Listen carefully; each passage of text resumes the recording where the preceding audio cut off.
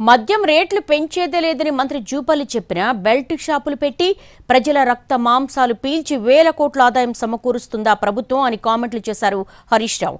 ఈ తరహా వ్యాఖ్యలను తీవ్రస్థాయిలో ఖండించారు ఆర్థిక మంత్రి భట్టి విక్రమార్క. జూపల్లి అనని మాటలను అన్నట్లుగా హరీష్ రావు చెప్పారంటూ ఆగ్రహం వ్యక్తం చేశారు.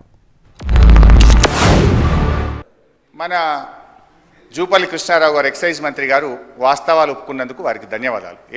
7,000 కోట్లు పెంచుతున్నాం.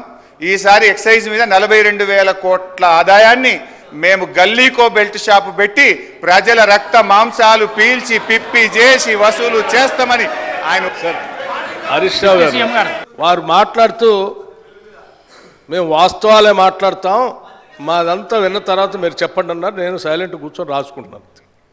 ఏం చెప్పారు? లేచి ఎక్సైజ్ మంత్రి గారట లేచారట, వారు 7,000 కోట్ల ఆదాయాన్ని పెంచడానికి గల్లీ గల్లీ బెల్ట్ షాప్ పెడతాం, మేము పెంచుతామని వారు చెప్పారట. ఇప్పుడే కదా అందరు విన్నారు కదా అధ్యక్ష, ఆ మాట ఏమన్నా అన్నారా వారు?